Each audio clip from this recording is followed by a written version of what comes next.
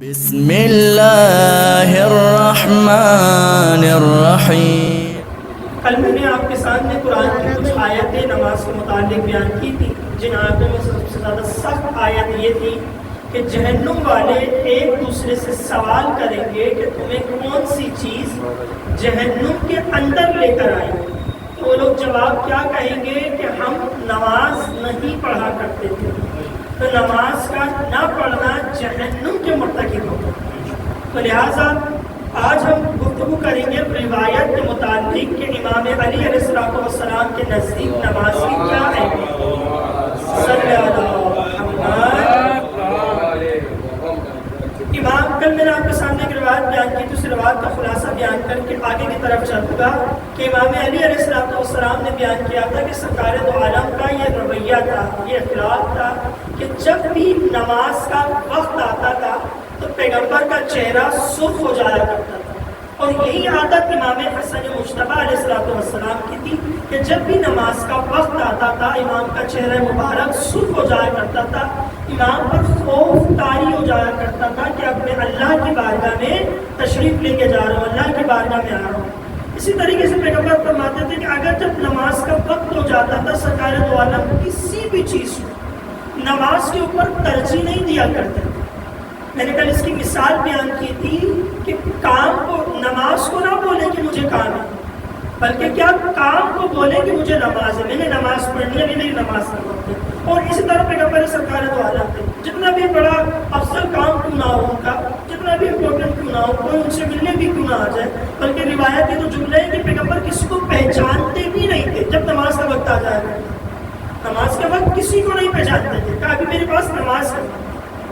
کل کی روایت کا خلاصہ تھا، آج بیان کروں گا کہ نماز کیا ہے۔ نماز دین کا ستون ہے۔ سرکار دو عالم ارشاد فرماتے ہیں، عربی بیان نہیں کروں گا، صرف اس کو بیان کر کے آگے کی طرف بڑھوں گا۔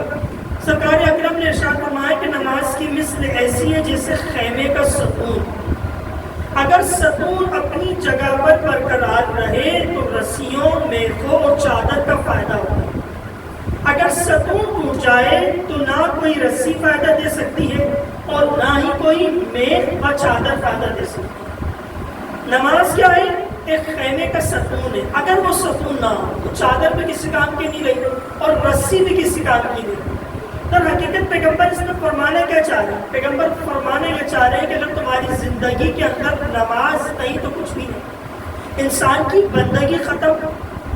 اگر انسان کی زندگی کے اندر نماز نہیں تو انسان کا رویہ ختم، اگر نماز نہیں تو اخلاق ختم، نماز نہیں تو ادب ختم، نماز نہیں تو یعنی گویا سب کچھ ختم۔ انسان کا معیار کس چیز کے اوپر ہے؟ انسان دنیا کے اندر تشریف لے کر آیا، اللہ کی ذات نے انسان کو بنایا، کس نے بنایا؟ اپنی بندگی کے لیے خلق کیا۔ وما خلقت الجن انس الا لیعبدون، کہ ہم نے جن اور انس کو اپنی عبادت کے لیے خلق کیا۔ جب انسان کی عبادت ہی نہیں ہوگی تو اس کے اندر سے انسانیت ختم ہو جائے گی۔ تو پتہ چلا انسان کی انسانیت کا معیار نماز ہے۔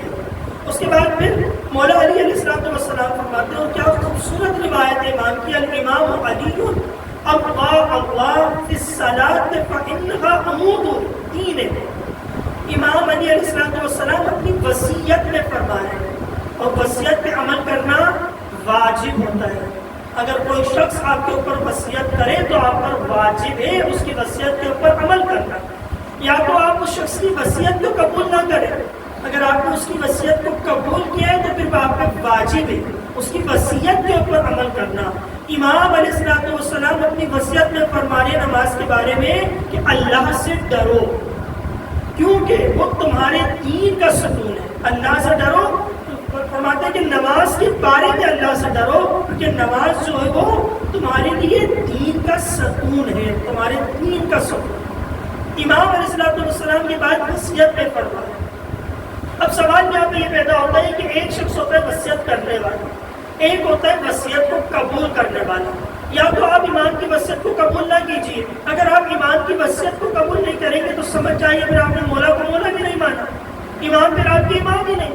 اگر آپ نے اپنے وقت کے امام کو امام مانا ہے، مولا مانا ہے، سب کچھ مانا ہے، تو پھر امام کی وصیت پہ عمل کرنا ہم سب پہ واجب ہو جاتا ہے۔ امام کیا فرما رہے ہیں کہ نماز کے بارے میں اللہ سے ڈرو، کیونکہ وہ تمہارے دین کا سے دور ہے۔ اس کے بعد پھر کتنی خوبصورت گفتگو نماز کے متعلق پر بیان کی گئی، فرماتے ہیں کہ نماز کیا ہے؟ نماز بے حیائی سے روکتی ہے۔ کس طرح سے روکتی ہے؟ آئیے قرآن کے متعلق کرتے ہیں۔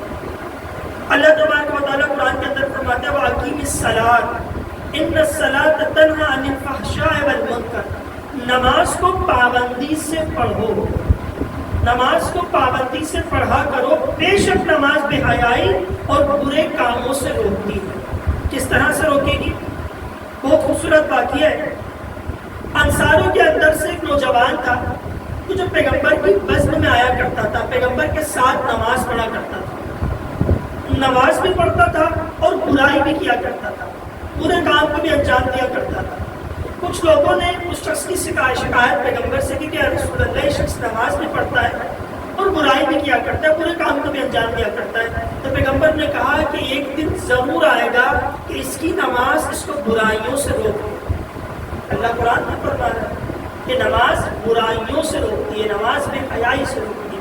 پیغمبر نے کیا جملہ کہا؟ اگر وہ برائی کرتا ہے ساتھ میں نماز بھی پڑھتا ہے تو ایک دن ضرور آئے گا کہ اسی شخص کی نماز اس کو برائیوں سے روک لے گی، بے حیائی سے روک لے گی۔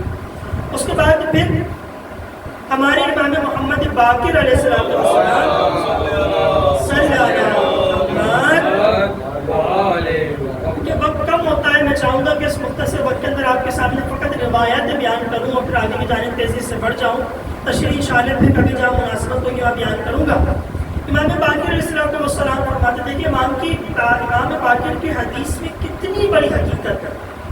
امام فرماتے ہیں ان اول ما یحاسب به العبد الصلاۃ فإن قبلت قبل ما سوا، امام فرما رہے ہیں کہ روز قیامت انسان سے، شخص سے جو سب سے پہلے سوال کیا جائے گا نا، وہ نماز کے متعلق سوال کیا جائے گا۔ فَإِنَّ قُبِلَ مَا سِوَاهَا، اگر اس کی نماز قبول ہو گئی تو اس کے باقی سارے اعمال بھی قبول کر لیے جائیں گے۔ اگر اس کی نماز رد کر دی گئی تو اس کے باقی سارے اعمال بھی رد کر دیے جائیں گے۔ تو کتنی بڑی حقیقت ہے نماز کی، اگر نماز قبول تو سب کچھ قبول، اگر نماز قبول نہیں تو گویا ایسا ہے کہ کچھ بھی قبول نہیں۔ ایک اور روایت کے اندر امام فرماتے ہیں الصلاۃ بیت الاخلاص وتنزیہ عن الکبر، امام محمد باقر فرما رہے ہیں نماز خلوص کا گھر اور تکبر سے دوری ہے۔ نماز کیا ہے؟ خلوص کا گھر اور تکبر سے دوری ہے۔ اور پھر امام جعفر صادق علیہ السلام صلی اللہ علیہ وسلم روایت بیان کر کے آگے شریع مسائل کی جانب جاؤں گا، وقت مختصر ہے۔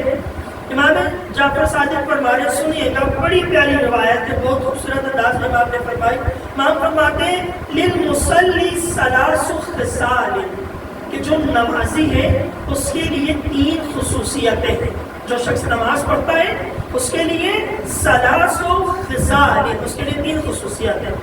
امام فرماتے ہیں سب سے پہلی خصوصیت اذا قام فی الصلاۃ، جو شخص نمازی وہ نماز کے لیے کھڑا ہوتا ہے، قام فی الصلاۃ، اگر کوئی شخص نماز کے لیے کھڑا ہوتا ہے تو یتناثر علیہ البر من عناء السماء الى مفرق رأسہ۔ بڑے پیارے جملے کہ جب نمازی نماز کے لیے کھڑا ہوتا ہے تو اس کے سر پر آسمان سے نیکیاں نچھاور ہونا شروع ہو جاتی ہیں۔ پہلی خصوصیت ہے کہ جب وہ نماز کے لیے کھڑا ہوتا ہے تو آسمان سے اس کے لیے نیکیاں نچھاور کی جاتی ہیں۔ پھر امام فرماتے ہیں دوسری خصوصیت وَتُخَفَّفُ بِهِ الْمَلَائِكَةُ مِنْ تَحْتِ قَدَمِهِ إِلَىٰ أَعْنَامِ السَّمَاءِ، اور پاؤں سے لے کر آسمان تک اس کو فرشتے گھیر لیتے ہیں۔ پہلی خصوصیت اس کے لیے نیکیاں نچھاور کی جاتی ہیں، دوسری خصوصیت پاؤں سے لے کر اس کے پاؤں سے لے کر آسمان تک، یعنی زمین سے لے کر آسمان تک فرشتے اسے گھیر لیا کرتے ہیں، اور تیسری خصوصیت وَمَلَكٌ يُنَادِي أَيُّهَا الْمُصَلِّ لَوْ تَعْلَمُ مِنْ تَنَاجِي مَنْ فَتَكَ، اور اس سے ایک فرشتہ ندا دیتا ہے کہ اے نمازی، اگر تجھے معلوم ہو جائے کہ تیری اس مناجات کے لیے کس قدر فوائد اور اجر و ثواب ہے تو تو کبھی بھی نماز سے باہر نہ آئے۔ تیسری خصوصیت کیا ہے؟ اگر تجھے اس نماز کی اہمیت کا معلوم ہو جائے، منادی فرشتہ اس شخص کو ندا دے رہا ہے جو شخص نماز کی حالت کے اندر ہے، کہ اگر تجھے اس نماز کا مقام معلوم ہو جائے، اس نماز کی قدر و قیمت معلوم ہو جائے، تو تم حسرت کرے کہ میں کبھی بھی اس نماز سے باہر نہ جاؤں۔ حضرت محترم، ہماری نماز کیا ہوتی ہے؟ 5 منٹ یا 10 منٹ، لیکن فرشتے کہہ رہے ہیں کہ تم حسرت کرے کہ تیری نماز ایسی ہے، اس کی قدر و قیمت اتنی زیادہ ہے کہ تم ہمیشہ خواہش کرے کہ میں کبھی بھی اس نماز سے باہر نہ جاؤں۔ یہ حدیث بالکل اسی طرح سے حدیث روزے کے رمضان کے متعلق ہے۔ میں نے خطبہ شبانیہ کے اندر اس حدیث کی جانب اشارہ کیا تھا کہ سرکار دو عالم نے فرمایا تھا کہ اگر تمہیں اس ماہ رمضان کی اہمیت کا پتہ چل جائے تو ہم سارا سال حسرت کریں کہ ماہ رمضان باقی ہے۔ درود پڑھیں گے محمد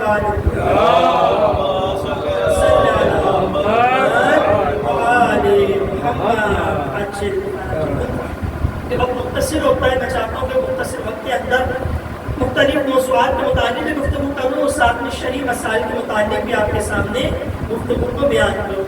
شرعی مسائل کے متعلق جس چیز کو ہم بیان کر رہے تھے وہ ہماری چیز بیان چل رہی تھی کے متعلق، اگر انسان اندر کرے تو اس کا روزہ باطل ہو جاتا ہے۔ کل جو میں نے مسئلہ بیان کرتے ہوئے اس مسئلے کو اس مقام پر چھوڑ دیا تھا کیونکہ نماز کا وقت ہو گیا تھا، بیان کرتے ہیں کہ اگر روزہ دار کے حلق میں مکھی چلی جائے، ہو سکتا ہے انسان کے حلق میں بے دیانت مچھر چلا جائے یا مکھی چلا جائے، تو اس کا حکم کیا ہے؟ فرماتے ہیں کہ اگر روزہ دار کے حلق میں مکھی چلی جائے، چنانچہ وہ اس حد تک اندر چلی گئی ہو کہ اس کے نیچے لے جانے کو نگلنا نہ کہا جائے۔ نگلنا الگ ہوتا ہے، نیچے لے جانا الگ ہوتا ہے۔ مکھی آ کر خود بخود نیچے چلی گئی، آپ نے اس کو زبردستی نگلا نہیں ہے، خود بخود مکھی آ کر نیچے چلے جائے تو ضروری نہیں ہے کہ اسے باہر کی طرف نکالے، تو ضروری نہیں ہے کہ اس کو باہر کی طرف نکالے اور اس کا روزہ صحیح ہے۔ اگر مکھی خود بخود مثلا بے اختیاری حالت میں اندر چلی جائے پیٹ کے، تو پھر آپ کا روزہ صحیح ہوگا، آپ پر لازم نہیں ہے کہ آپ اس کو باہر کی طرف نکالیں۔ اگر کوئی شخص مکھی کو نکالتا ہے تو اس کا کیا ہوگا؟ فرماتے ہیں کہ لیکن اگر مکھی کافی حد تک اندر نہ گئی تو ضروری ہے کہ باہر نکالے، اگرچہ اسے کیک کر کے ہی نکالنا پڑے، الگ سے آواز نکال کے کیک کر کے، کیونکہ اس کو یقین ہونا چاہیے کہ میری مکھی جو ہے وہ اندر تک نہیں گئی ہے، حلق سے باہر ہے۔ اگر اندر چلے جائے تو کوئی مسئلہ نہیں ہے، لیکن آپ کو معلوم ہے، آپ کو یقین ہے کہ وہ حلق کی قسمیں ہوتی ہیں، حلق اوسط، حلق وسط، حلق انتہا، 3 قسم کے حلق ہوتے ہیں۔ بہرحال یہ قواعد و تجوید کے اندر جائے گا، ہم اس مسئلے کو اس طریقے سے لے کر آ جاتے ہیں، آپ اس کو اس طریقے سے سمجھیں کہ آپ کا اس پہ یقین ہی نہیں ہے۔ اگر آپ کا یقین ہو تو پھر مسئلہ بنے گا، یقین نہ ہو تو کوئی مسئلہ نہیں بنے گا۔ آپ کو یقین نہیں ہے، آپ شک کی حالت میں کہ مکھی اندر گئی ہے یا وسط میں، آپ شک کی حالت میں ہمارے پاس کیا حدیث ملتی ہے؟ لا شک کا بین التردید، اگر انسان شک کی حالت میں تو اس کو کی تردید نہ کرے، اسے صحیح سمجھے، شک کی بنا کے اوپر یہ کہا ہے۔ تو لہٰذا اگر آپ اس کو کیک کر کے نکال سکتے تو نکالیں، کوئی اشکال نہیں ہے، لیکن اگر آپ اس کو کیک کر کے نکالتے تو آگے مسئلہ کیا بنتا ہے؟ فرماتے ہیں مگر یہ کہ کیک کرنے میں روزے دار کو ضرر و شدید تکلیف ہو، اور اگر وہ کیک نہ کر سکے اور اسے نکل لے تو پھر اس کا روزہ باطل ہے۔ اگر وہ شدید تکلیف محسوس نہیں کرتا، کیک کر سکتا ہے، اس کو باہر نکال سکتے تو نکالنے کو اشکال نہیں ہے، لیکن اگر بغیر کیک کر سکتا تھا، بغیر کیک اس مکھی کو اندر نکل لے تو اس کا روزہ باطل ہے۔ تو اس وقت اندر بہتر یہ کہ آپ شک کی بنا کے اوپر اس کو رکھیں، نہیں مجھے شک ہے مکھی اندر گئی ہے کہ نہیں گئی ہے، تو لا شک کا بین التردید، شک کی بنا کے اوپر آپ کے اوپر کوئی بھی کام جاری نہیں ہوگا۔ آگے بیان فرماتے ہیں اگر روزے دار صحبت کوئی چیز نکل لے، اگر روزے دار صحبت کوئی چیز نکل لے، اس کے پیٹ میں پہنچنے سے پہلے اسے یاد آ جائے کہ روزے سے ہے، چنانچہ اس قدر نیچے چلے گئی ہو کہ اگر اسے معدے تک لے جائے تو اسے کھانا نہ کہا جائے تو اسے باہر نکالنا ضروری نہیں اور اس کا روزہ صحیح ہوگا۔ معدے کے احکام الگ ہے اور پھیپھڑے کے احکام الگ ہے، اس مسئلے کو اس طریقے سے بھی لے کر آ سکتے ہیں۔ میں نے بیان کیا تھا کہ وہ جو لوگ جو سانس کا مریض ہوتے ہیں وہ اپنی ایک دوائی ہوتی ہے اس کو استعمال کیا کرتے ہیں، انہیلر، تو کیا وہ روزے کی حالت میں اس کو لے سکتے ہیں؟ اس اس میں مسئلہ یہ ہے کہ اگر وہ ڈائریکٹ پھیپھڑوں پر جاتا ہے تو کوئی اشکال نہیں ہے، معدے تک جائے تو پھر اشکال، پھیپھڑوں میں جائے تو کوئی مسئلہ نہیں ہے، اگر وہ معدے میں جائے تو اس کا روزہ باطل ہو جائے گا۔ اسی طریقے سے یہ مسئلہ مکھی والا، اگر وہ چیز یا کوئی آپ کی اندر چیز آپ ڈائریکٹ اس کو لے جائے، اس کو چبانا یا اس کو کھانا نہ کہا جائے، وہ ڈائریکٹ آپ کے شکم کے اندر چلے گئی تو پھر اس سے روزہ باطل نہیں ہوگا۔ اندر اور صابن کی یہاں پہ قید لگائی گئی ہے، ٹھیک ہے۔ آگے فرمایا کہ روزے دار ڈکار لے اور کوئی چیز اس کے حلق یا منہ میں آ جائے، یہ مسئلہ ہمارے ساتھ پیش آتا ہے۔ اگر روزے دار ڈکار لے اور کوئی چیز اس کے حلق یا منہ میں آ جائے تو ضروری ہے کہ اسے نکل دے، اور اگر وہ بے اختیار، اختیار کے ساتھ نہیں، بے اختیار پیٹ میں چلی جائے تو اس کا روزہ صحیح شمار کیا جائے گا۔ اختیار کے ساتھ جائے تو صحیح نہیں ہوگا، اگر بے اختیار چلا جائے تو روزہ صحیح شمار کیا جائے گا۔ اب مزید آگے بیان فرماتے ہیں کہ وہ چیزیں کہ جن سے روزہ باطل ہو جاتا ہے، روزے کو باطل کرنے والی سب سے پہلی چیز میں آپ کو بتا دوں اختیار کے ساتھ ہے۔ اگر آپ جو کوئی بھی کام کرنا ہو اختیار کے ساتھ کریں گے تو آپ کا روزہ باطل ہو جائے گا، اختیار کے بغیر کریں گے تو روزہ باطل نہیں ہوگا۔ آپ کا دین اسلام آپ کو جو ہے وہ کسی قسم کی اذیت نہیں دیتا۔ جی جی بالکل، ابھی آپ نے کہا کہ جو معاملہ پھیپھڑوں کا ہے اس سے روزے میں کوئی اثر نہیں پڑتا۔ ایسا نہیں پڑتا، ایسے ہی ہے اگر معاملے کو اس طرح ہے تو کوئی سگریٹ نوشی کے روزے میں جائز ہونی چاہیے؟ نہیں، دیکھیں ایک تو یہ ہوتا ہے کہ مشتہد باقاعدہ بعض تو پھر فتویٰ دے دیتا سگریٹ کا، جو ٹھیک ہے، ہمارے پاس ایسا کوئی فتویٰ نہیں ملتا کہ جو سگریٹ کو حلال کہتے ہیں، ٹھیک ہے۔ وہ ٹھیک ہے کہ مثلا آپ اگر اپنی میڈیکل سائنسز کو ثابت کر سکیں، اب تو شریعت کو دیکھیں گے تو فعلاً کسی مجتہد کا اس پہ فتویٰ نہیں آیا ہے۔ آپ نے بہت اچھا سوال کیا، ہم جب اعتکاف کے اندر تھے تو وہاں پہ پٹھان اپنے منہ کے اندر نسوار رکھ کر آ گیا، اس نے کہا کہ نسوار سے روزہ باطل نہیں ہوتا۔ تو ہم نے سوال کیا کہ نسوار سے روزہ باطل کیسے ہو سکتا کہ نسوار حلق کے نیچے نہیں جاتا، اگر حلق کے نیچے نہ جائے تو بات سمجھ میں آتی ہے، بات تو صرف حلق کے نیچے جائے تو پھر روزہ باطل ہوتا ہے۔